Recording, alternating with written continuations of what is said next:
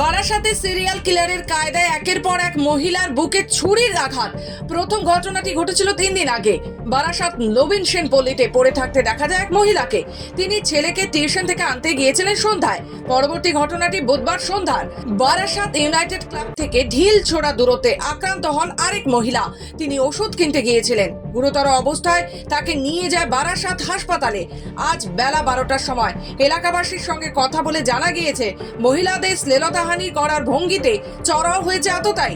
বারাসাত থানার শীর্ষ পুলিশ আধিকারিক জানিয়েছে তারা বিষয়টি নিয়ে উদ্বিগ্ন। দ্রুত অপরাধীকে ধরার চেষ্টা করা হচ্ছে। নিকটবর্তী বাড়িগুলির সিসিটিভি ফুটেজ খতিয়ে দেখা হয়েছে। শুনেছি একটা আমি শুনেছিলাম একটা মেয়েকে নিয়ে যাচ্ছিল একজন ভদ্রমহিলা। তো তারপরে হঠাৎ করে উনি দেখেন যে দুটো ছেলে এরকম বাইকে করে আসছে, কালো কাপড়ে মুখ ঢাকা। তারপরে এসে এরকম বুকে ছোড়া লাগিয়ে দিয়ে চলে গেছে। তো উনি যখন ছোড়া লাগিয়ে তখন উনি বুঝতে পারেননি। পরে দেখছেন হাত ফাত পুরো রক্তে লাল হয়ে গেছে। একই ঘটনা কালকে আবার ঘটেছে। কালকে এইখানে ঘটে, কিন্তু কোন রাস্তায় ঘটেছে আমি সেটা বলতে পারবো না। ইউনাইটেড ক্লাব পাশেই হয়েছে।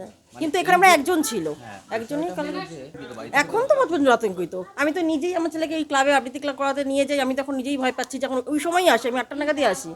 তো আমার তো এখন নিজের খুব ভয় লাগছে যে আমি কি করে এখন বেরোবো। আমি তো শুনলাম এক ভদ্রমহিলাকে বুকে নাকি কোপ দিয়েছে। এটা কালকে রাত্রের ঘটনা। তার দুদিন আগে আর একটা পাশেই হয়েছে, যে ওই একই সেম কেস। না, চিন্তাই করছে না, কিন্তু ওই কোপ দিচ্ছে।